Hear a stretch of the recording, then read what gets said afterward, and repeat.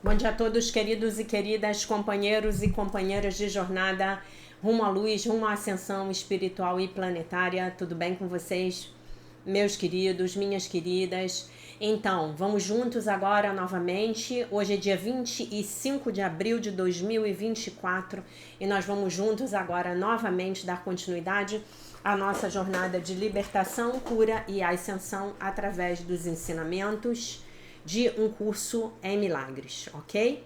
Então, hoje estamos na lição 115, vamos fazer a revisão das lições 99, a salvação é a minha única função aqui. A minha função aqui é perdoar o mundo por todos os erros que tenho feito, pois assim sou liberado de todos eles com todo o mundo. E a lição 100, a minha parte é essencial no plano de Deus para a salvação. Eu sou essencial ao plano de Deus para a salvação do mundo, pois Ele me deu o seu plano para que eu possa salvar o mundo. Então, para a hora, para a nossa hora inteira, nós repetimos: a salvação é a minha única função aqui. E para a meia hora, nós repetimos: a minha parte é essencial no plano de Deus para a salvação, ok? Muito bem. Passamos então para a leitura do nosso livro-texto, da nossa jornada de libertação, cura e ascensão, a nossa principal bibliografia, a nossa bibliografia básica, para termos ainda uma expansão ainda maior, na compreensão da metafísica das lições, com os insights maravilhosos aqui desses dois autores, o Alan Watson e o Robert Perry, tá bom? E então vamos lá, vamos para o comentário deles, O meu trabalho é perdoar o mundo por todos os meus equívocos. A menos que eu tenha alguma ideia a respeito do que o livro-texto está ensinando sobre a projeção, eu não terei ideia alguma do que isso significa. Então, se você não está assistindo às lives do livro-texto, tem uma live que é dos mecanismos de defesa, na qual eu me aprofundo muito a respeito desse assunto da projeção. Os vídeos de 2022 também vão falar muito a respeito da projeção, tá?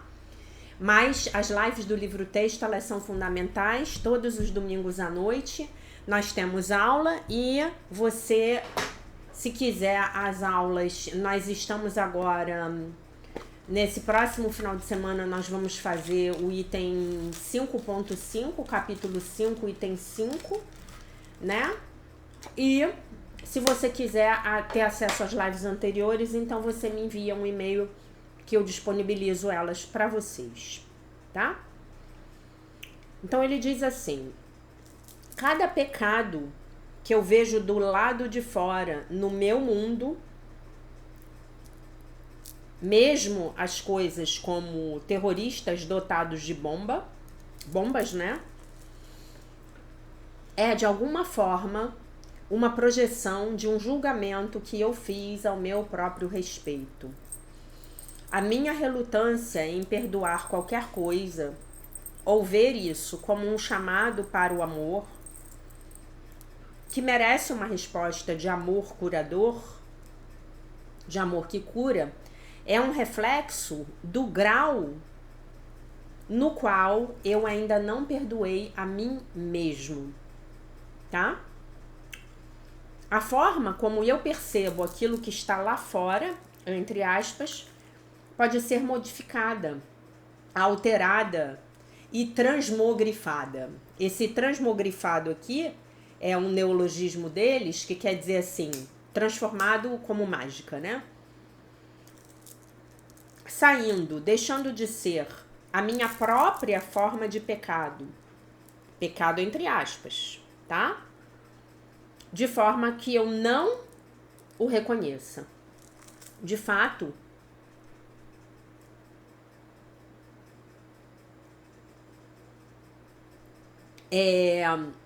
de acordo com as preocupações do ego, quanto mais irreconhecível for essa forma, melhor é para o ego. Por quê? Do que ele está falando aqui? Ah, tem uma culpa dentro de mim que se projeta como o terrorista lá no Oriente Médio. Não, o terrorista lá nos Estados Unidos explodindo criancinhas vestido com uma roupa cheia de dinamite. Eu vou olhar para aquilo e vou falar assim, nossa, isso não tem nada a ver comigo. O que isso tem a ver comigo? Não é o meu país, não tem a ver com a minha religião, não tem a ver com a minha história, não tem a ver comigo, isso não tem nada a ver comigo. Pronto. O ego está completamente seguro. Vocês percebem isso? O ego está completamente seguro porque você não está fazendo uma associação entre o seu conteúdo mental e o terrorista explodindo as criancinhas lá nos Estados Unidos, tá?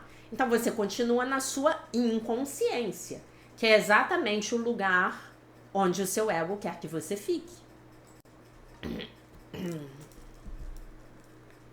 Eu posso não explodir criancinhas, mas se eu julgo aqueles que fazem isso, que explodem criancinhas como seres imperdoáveis, eu estou armazenando dentro de mim uma crença na vingança. E essa crença vem do fato de que eu não perdoei a mim mesmo. E o meu julgamento daqueles homens bomba, tá? O plural de homem bomba é homens bomba, tá? Não é homens bombas não, tá? Pelo amor de Deus, não façam isso. O plural de palavra-chave é palavras-chave, tá bom? Muito bem. Então, o meu julgamento dos homens bomba é o meu julgamento a respeito de mim mesmo, tá? Então, olha que legal. Isso aqui é uma maneira de explicar muito legal, muito legal. Eu não explodo as criancinhas, longe de mim. Eu amo as criancinhas. Eu sou uma professora do maternal, né? Aqui na esquina da minha rua tem uma escolinha maternal. As moças todas bonitinhas, as professoras, aquelas professoras de criança bem pequenininha, gente. Que graça aquilo. Ela é uma professora do maternal.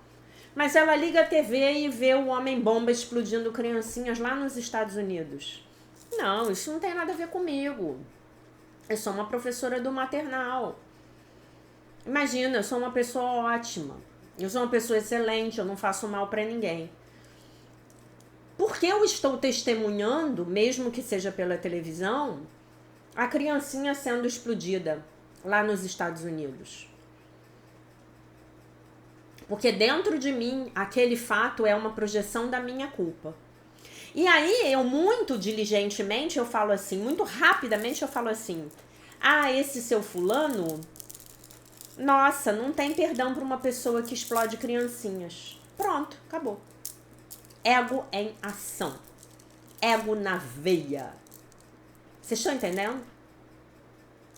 Aí ele diz assim, portanto, quando eu libero o mundo da culpa, eu liberei a mim mesmo. E ele diz assim, portanto, quando eu libero o mundo da culpa, eu então liberei a mim mesmo. Eu terei liberado a mim mesmo. Mas que culpa é essa? De que culpa que ele tá falando? Eu libero o mundo da culpa? Já que eu não entendi nada. Que culpa é essa? É a minha culpa que eu projeto no homem-bomba, que explode criancinhas.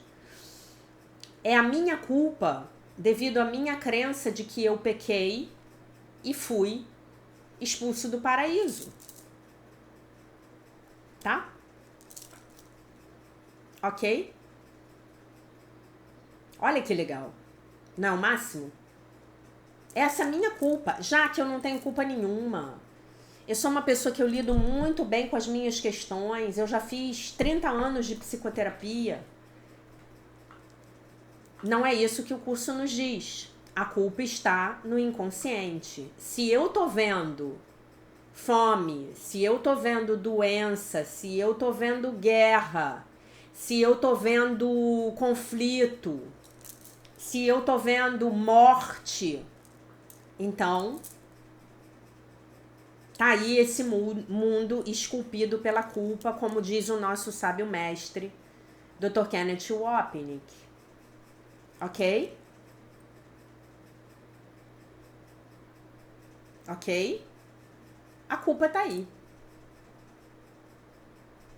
Esse mundo foi feito pela culpa e para a culpa. Liga a televisão e vê o jornal, o noticiário. Quando você desligar a televisão, você ou tá se sentindo culpado, ou você tá se sentindo infeliz, ou você tá morrendo de medo, ou você tá morrendo de raiva. E você tá cheio de julgamento. Assiste a novela. Assiste a novela. A novela é ótima para você ver o sistema de pensamento do ego em ação. Assiste o Big Brother. Eu esqueci de dizer que você pode estar vivenciando todas essas emoções, tá? A culpa, a raiva, o ódio, o ataque, a tristeza. Aquele filme de Hollywood que você mais ama. Assiste ele. Veja o seu filme favorito com os olhos do sistema de pensamento do Espírito Santo. E sabe o que vai acontecer? Como ele diz aqui, com os olhos de um curso em milagres. Sabe o que vai acontecer? Você vai ver na sua cara, bem aqui na sua frente, você vai ver o sistema de pensamento do ego em ação. Eu tô vivendo uma situação na minha vida muito interessante e muito triste, né? Uma pessoa muito próxima de mim tá passando por uma situação muito difícil na vida dela. E eu tô experimentando ver exatamente o que a Marianne Williamson descreve como o fim dos relacionamentos especiais, né? E a Marianne Williamson, ela fala assim, o ego procura aliados. Então essa pessoa, ela tá muito ofendida com algo que se passou na vida dela. Mas, em vez de buscar aprender e saber de si, está procurando aliados. Como é que eu procuro aliados? Você viu o que ele fez comigo? Você viu o que ela fez comigo? Aquela miserável. E aí, eu junto um séquito de pessoas à minha volta, pessoas que me amam, pessoas que gostam de mim, para me defender. E dizer que eu sou vítima de uma circunstância, uma situação, uma outra pessoa, né? A salvação é a minha única função aqui. E a minha parte é essencial no plano de Deus para a salvação. Qual é a minha parte? Perdoar o mundo. Se eu começo a destacar, a obter, a assimilar, a vivenciar, a tomar consciência do aprendizado que aquela situação tem para mim, do aprendizado que aquele relacionamento está me trazendo, nossa, meus queridos, eu não tenho mais por que me vitimizar e nem culpar o outro. Na verdade, eu vou começar a agradecer o outro. Nossa, que bom que aquela pessoa me prejudicou há anos atrás no meu trabalho. Olha quantas coisas eu precisava ver a meu próprio respeito. Que bom que aquele homem a quem eu amei profundamente me rejeitou. Olha quantas coisas eu precisava saber a respeito da minha própria autorrejeição. Que bom que o meu sócio me passou a perna. Eu tive que aprender a ser mais atento com o gerenciamento dos meus negócios. E nós estamos todos aprendendo a parar de projetar o conteúdo da nossa mente no outro. Porque às vezes, de cara, quando você conhece uma pessoa, de cara, a tua intuição te diz assim, essa pessoa não é o que ela parece ser. E você não escuta. Eu também não escutei, não. Teve uma pessoa que me prejudicou muito na minha vida. Muito. No dia 01, no dia em que eu conheci esta mulher, que eu falei com ela pela primeira vez, o Espírito Santo, a voz por Deus dentro de mim, falou: essa pessoa, mantenha-se afastada dessa pessoa. Não se aproxime dessa pessoa. E eu não só me aproximei, como fiz amizade, como botei dentro da minha casa. E aí? Aí depois eu vou reclamar com Deus porque eu tô passando por isso? Aí ele vai ficar que nem aquela bicicletinha do desenho animado, né? Eu te disse, eu te disse, eu te disse, mas eu te disse, eu te disse, eu te disse. Que nem o virginiano, né? Essa frase é do virginiano, né? Eu te disse. Não é mesmo? Eu te disse, eu te disse. Mas a gente não para. A gente vai no impulso. A gente tem uma coisa para resolver, a gente pede a opinião dos outros. Eu fiz isso essa semana. Aí depois eu botei a mão na minha cabeça e falei assim, mas peraí, por que eu tô pedindo a opinião das pessoas? Eu tenho que pedir a opinião do Divino Espírito Santo.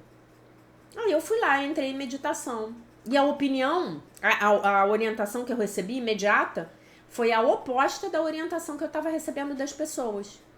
As pessoas são más? Não. As pessoas são ignorantes? Não necessariamente. Podem até ser, mas não necessariamente. Mas as pessoas não têm o quadro completo.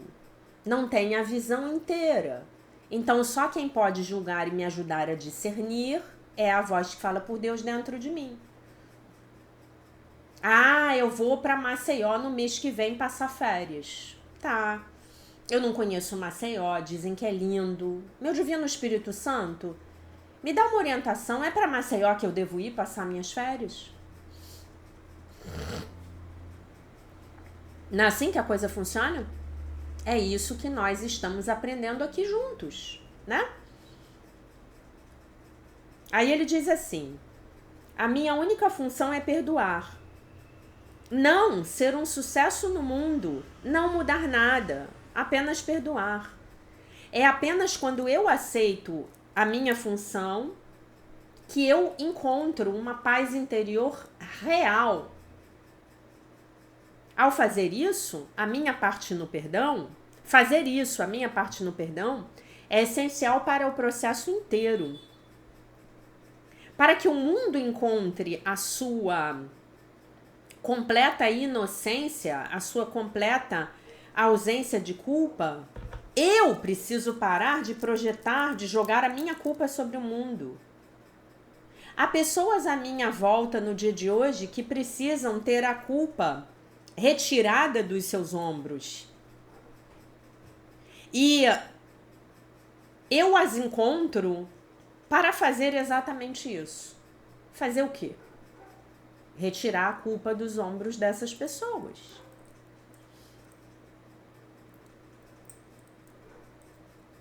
Pode parecer que eu estou fazendo os meus negócios, comprando e vendendo, ensinando, consertando ossos quebrados, né? Se eu for um médico ortopedista, ou programando computadores. Mas a verdadeira razão pela qual eu estou aqui é para salvar o mundo, perdoar e liberá-lo da culpa. Perdoar o mundo e liberá-lo da culpa.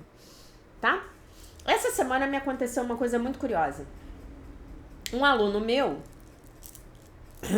mandou para o nosso grupo de WhatsApp um texto de um determinado profissional a quem eu respeito muito, falando de um monte de coisas legais. E aí, quando eu acabei de ler aquele texto, me deu uma sensação ruim, sabe? E eu fui refletir a respeito do motivo. Né? E nesse texto falava assim, uma coisa que a gente ouve muito, né? A quantidade de dinheiro que é gasta com armas é muito maior do que a quantidade de dinheiro, ou algo assim, tá? Eu não vou me lembrar exatamente. Do que a quantidade de dinheiro que se usa para produzir alimentos. Se toda essa quantidade de dinheiro que se usa para fazer armas, para construir uma indústria bélica, fosse utilizada para alimentar os famintos, a fome acabaria no mundo. Tá. E aí? E onde o curso me deixa com essa reflexão? Ele me deixa com a seguinte noção. Enquanto eu apenas, todo o resto são personagens na minha mente. Enquanto eu apenas, eu e apenas eu, valorizar mais a guerra do que o amor e a partilha, haverá guerras no mundo, haverá indústria bélica no mundo, haverá fome no mundo. Então o que eu tenho que fazer é apenas parar de julgar aqueles que fazem armas, porque obviamente dentro do nível de consciência deles estão fazendo o melhor que podem, parar de julgar aqueles que estão famintos e, na minha oração sincera, pedir ao Divino Espírito Santo que me ajude a perdoar os que fazem armas, que me ajude a perdoar os que estão com fome e que me ajude a parar, e que ao limpar a culpa da minha mente, me ajude a parar de projetar a culpa no mundo como grupos de pessoas famintas e grupos de pessoas que estão interessadas em fazer armas para fazer guerra. Porque olha só, se eu faço armas, é porque a guerra me dá dinheiro. Todos vocês sabem que a guerra dá dinheiro. A guerra dá muito dinheiro. Inclusive, eu não sei se vocês sabem, mas uma das coisas mais disruptivas que eu já aprendi na vida, e que foi inclusive com o David Wilcock, é que na época da Segunda Guerra Mundial, os americanos forneceram armas e equipamentos de guerra para o exército nazista. E forneceram também para os aliados. E depois tiveram que se meter na guerra e botar um ponto final na guerra. Mas por quê? Porque empresários americanos ganharam muito dinheiro na Segunda Guerra Mundial. E aí? Por que a guerra acontece? A guerra acontece e a guerra vai continuar a acontecer enquanto nós valorizarmos mais a ideia de separação do que a ideia de união, de interesses compartilhados. A guerra vai continuar a acontecer enquanto eu tiver apreço pelo conflito. E eu já falei para vocês, e eu não sou hipócrita aqui com vocês, que eu sou uma pessoa que um dos meus traços de personalidade que eu tive que me dá mais trabalho para eu dominar, né? Eu já dominei muito, não inteiramente, mas é justamente o meu apreço pelo conflito. Lembram que eu falei para vocês da Marianne Williamson, que ela foi lá para defender a paz e ela teve na meditação, ela viu eu acho que foi na meditação, não sei se isso aconteceu realmente ou se ela teve um sonho, né? Ela viu o homem lá falando para ela: minha senhora, a senhora não é uma pomba da paz, a senhora é um falcão. O que é um falcão? É uma ave de rapina. Vai lá, pega aquele ratinho branco adorável e come ele. Né? Então é disso que ele está falando aqui. Enquanto eu não parar de julgar o país que investe muito na indústria bélica e não ajuda os famintos do mundo, pronto. Estou projetando culpa, separação, conflito. Estou sendo uma força de contribuição para o sistema de pensamento do ego. Ah, então você está dizendo aqui que não importa que a gente tem que deixar os famintos morrerem de fome. Não. Eu estou dizendo que primeiramente você tem que corrigir a existência dos famintos dentro da sua mente. E obviamente do lado de fora fazer alguma ação para ajudá-los. Ah, eu não posso fazer nada. Tudo bem. Encontre uma organização da sua confiança que trabalhe bem e pratique uma doação mensal que caiba no seu orçamento. Já está fazendo. Ah, é o que eu posso fazer agora. Ótimo. Provavelmente no futuro você vai poder ter ações mais concretas para ajudar o seu próximo. Agora, se você fica aí sentado no sofá com o controle remoto na mão, com a lata de cerveja na outra mão, vendo jogo de futebol e reclamando porque no noticiário da TV tem guerra, A sua própria inércia é uma contribuição negativa para o mundo, né? Como diz o grande mestre Shri Shri Ravi Shankar da Arte de Viver. Você não tá aqui no mundo para contribuir, você tá aqui no mundo para comer, beber, consumir os recursos da natureza e não dar nada em troca. Se reproduzir, envelhecer e morrer, deixar seus descendentes com o mesmo nível de consciência fazendo as mesmas coisas. Vai chegar uma hora que a capacidade do planeta não dará mais conta. Mas aí esse é o seu planeta. Porque eu, se Deus quiser, eu vou pro planeta Terra ascenso. Porque é para isso que eu estou trabalhando. E é para isso que muitos de vocês aqui estão trabalhando. Outros tantos não. Né?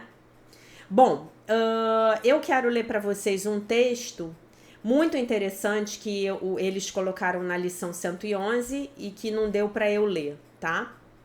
Que o título desse texto são as razões, as desculpas legitimadas por um curso em milagres para não praticarmos as lições. Olha que legal. Então, esse texto é basicamente sobre a nossa prática diária, tá?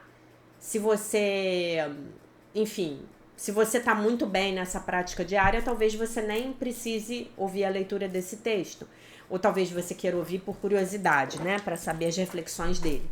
Então, ele traz uma ideia que são as razões que são legitimadas, entre aspas, são sancionadas por Jesus. Seriam, né?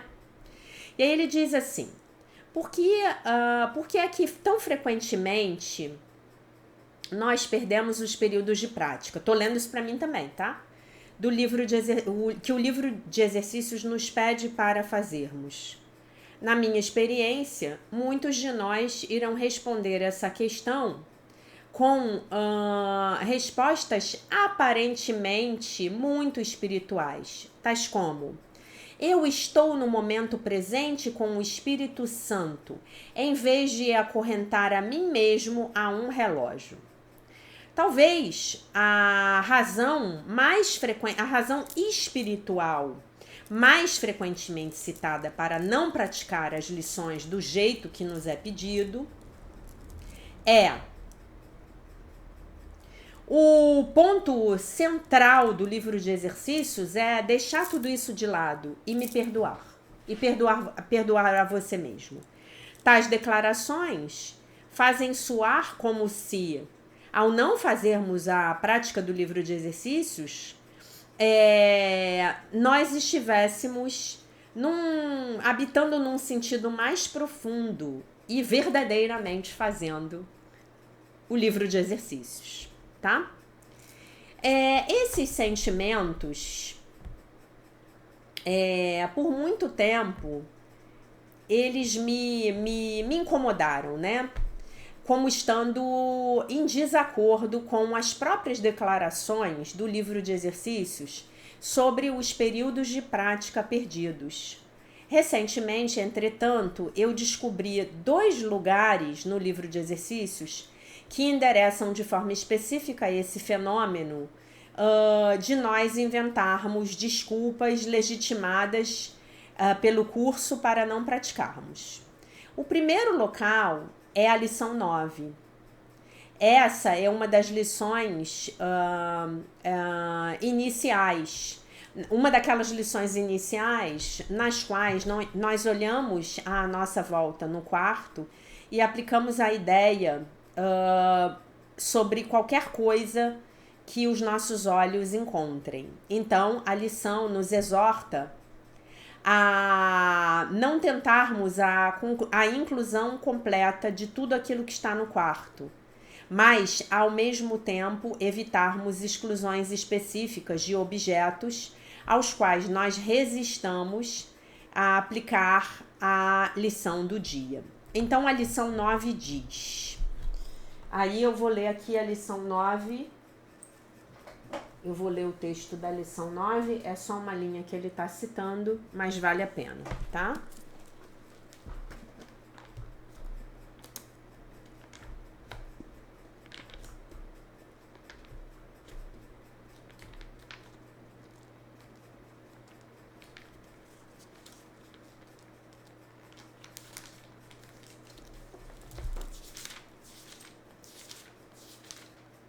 Só para vocês se lembrarem, a lição 9 é eu não vejo nada tal como é agora.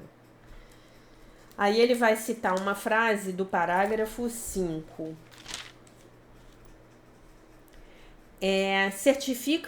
Enfatiza-se mais uma vez que, embora não devas tentar a inclusão completa, tens que evitar qualquer exclusão específica. Certifica-te de estar sendo honesto contigo mesmo ao fazer essa distinção. Podes ser tentado a obscurecê-la. A tentação vem de quem? A tentação vem do ego, tá? Em outras palavras, nós podemos querer borrar a distinção entre evitar a completa inclusão e nos engajarmos numa exclusão específica. Para compreendermos isso, vamos dizer que há uma foto da nossa mãe na parede e que nós escolhemos não aplicar a lição a essa foto da nossa mãe. Por quê? Porque, como é que eu vou falar que a foto da minha mãe não significa coisa alguma? Meu ego não deixa. Não tô falando de mim, tá, gente? Eu nunca tive esses problemas, eu posso ver até a foto de Jesus Cristo na minha frente que eu vou falar, porque eu sei que é assim que o curso pede que façamos, tá?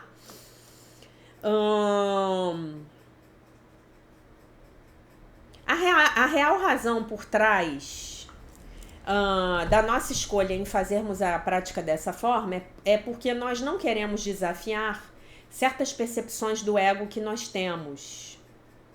E então nos foi dito, nós dizemos a nós mesmos, então o curso disse para eu não tentar incluir a tudo. É isso que significa você se engajar numa exclusão específica em nome de não tentar a completa inclusão. Nós não praticamos devido à resistência dos nossos egos.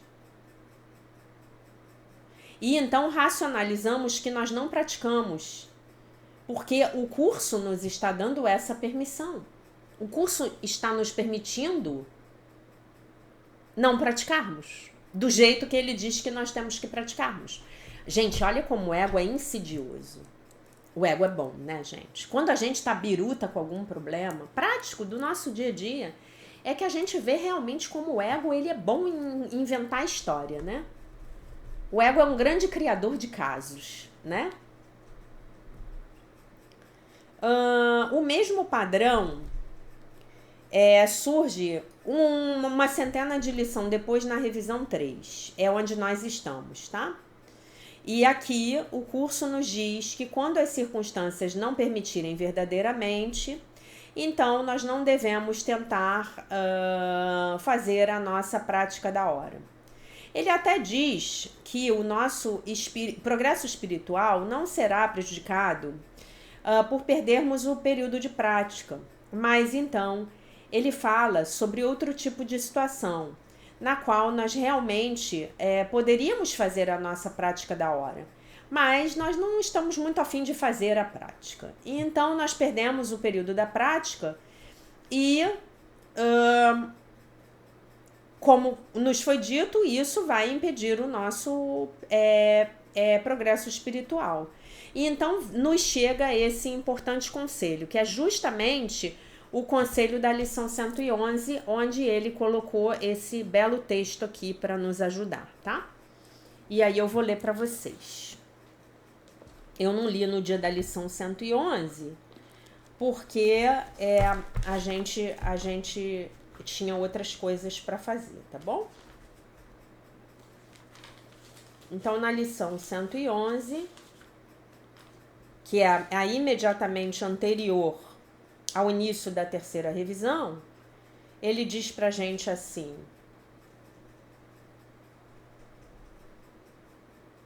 peraí que eu tô na 110.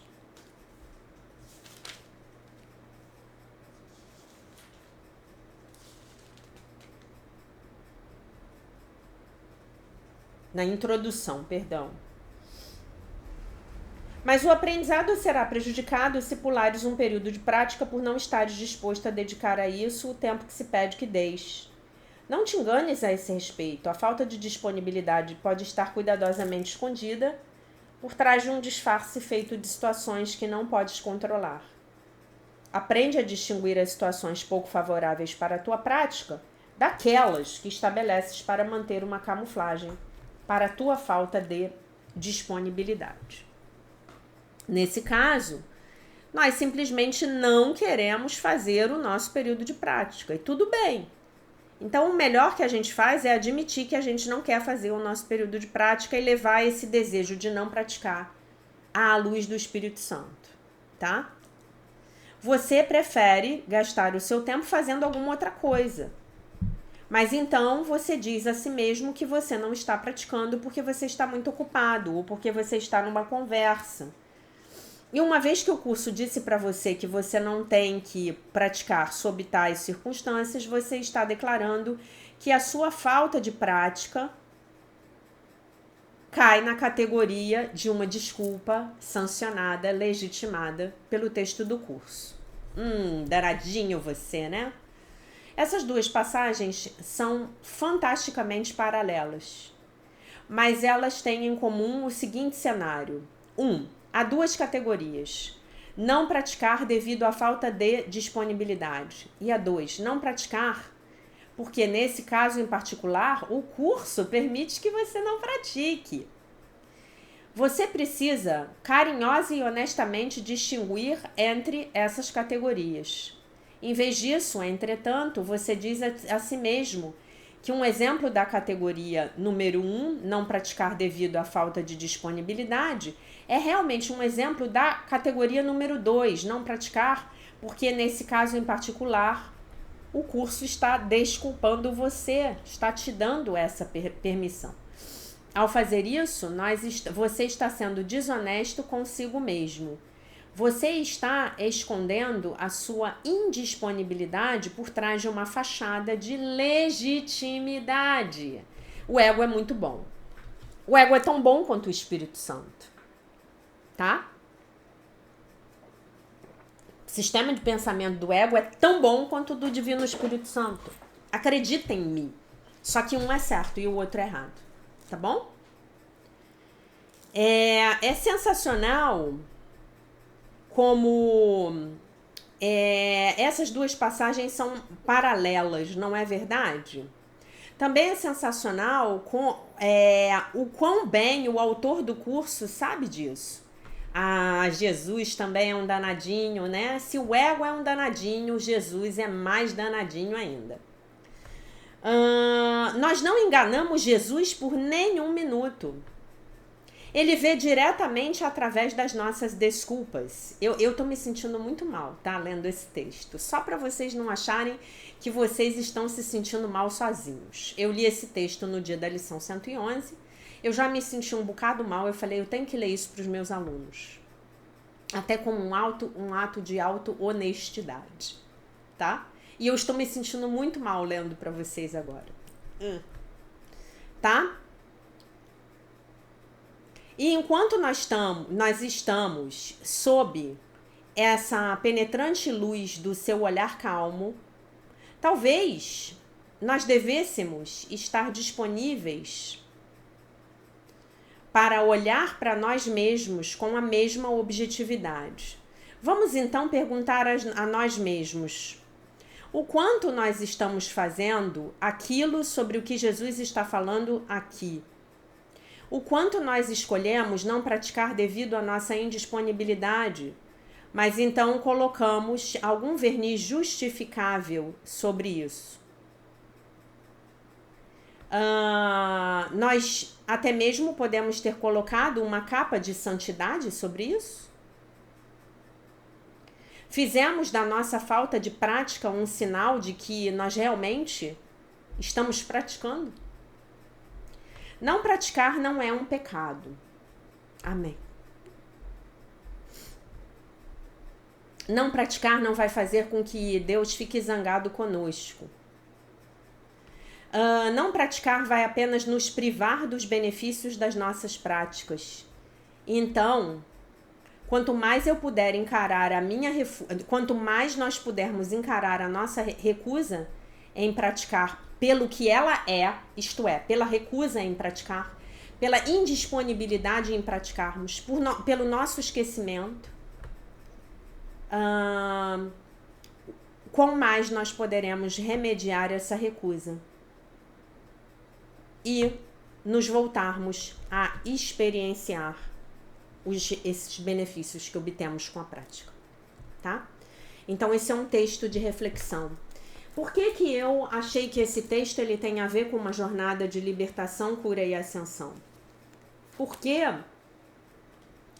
é a prática que treina a nossa mente para a ascensão. Então,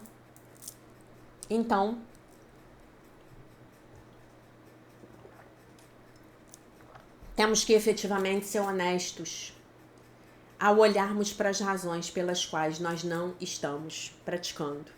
Ou pelo menos não estamos praticando do jeito que nos é pedido. Que é o que na maioria das vezes com a gente, que já está numa jornada um pouco mais avançada, vai acontecer, né? Quando você vai num mosteiro, né? Aqueles mosteiros bem estritos, há as horas das orações, né? As quartas, as nonas, as terças, você tem que estar lá, né? E é isso. E o indivíduo que decidiu que ele vai percorrer o caminho de se tornar um monge, ele vai ter que se adaptar àquilo. Então, se nós estamos decididos a obter todos os benefícios que são possíveis dessa nossa prática, então é importante que nós consigamos dar o nosso jeito, né, para praticar da melhor forma que pudermos, né? E eu tenho certeza que a cada ano que passa a prática de você está melhorando, né? Por isso que eu faço questão de gravar os vídeos diários, né? Eu tenho o meu momento de meditação, eu tenho o momento do estudo do texto que eu vou ler para vocês, eu tenho o momento das minhas práticas diárias e antes de dormir eu tenho novamente um momento da minha meditação. E isso é muito importante para mim. E quando algo na minha rotina se desalinha e eu fico meio perdida, nossa, eu sinto a diferença nos benefícios que eu recebo de praticar e nos benefícios que eu deixo de receber por não praticar, tá? Então é importante que nós possamos ter atenção a isso. Essa prática, ela tem o poder de transformar as nossas mentes muito rapidamente. Vocês talvez já estejam olhando para trás e pensando assim, nossa senhora, eu não acredito em como eu pensava antes de estudar um curso em milagres, né? E nós estamos imersos num mundo de dualidade, num mundo governado pelo sistema de pensamento do ego. Então, o que acontece? Nós temos um esforço duplo. Nós temos a nossa prática com a gente, o primeiro esforço. E nós temos a nossa necessidade de nos destacarmos do que o mundo do lado de fora está dizendo para nós. Então é esforço sim. Não pense que não é. Né? Anteontem eu fui pra academia fazer musculação e porque eu tive gripada, né? Eu fiquei vários dias sem fazer musculação. Fiquei mais de uma semana sem academia. Hoje eu tô cheia de dores.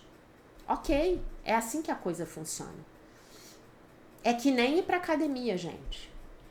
É que nem ir pra academia. Sabe aquela máxima que os profissionais de educação física falam? Se você não faz exercício, cai tudo? Cai tudo. Cai tudo quando você faz exercício, né? Que dirá quando você não faz. É isso. É todo dia. Mas o bom é que quando a gente se acostuma, a gente não vive mais sem. Quando você se acostuma a se exercitar, você não vive mais sem. O seu corpo vai pedir isso para você todos os dias. Tá bom? Então, basicamente, meus queridos, minhas queridas, essa era a mensagem que eu queria deixar para vocês refletirem hoje. Eu deixo vocês com a paz de nosso Senhor Jesus Cristo, com um beijo imenso e, se Deus quiser, nós vamos nos ver novamente amanhã.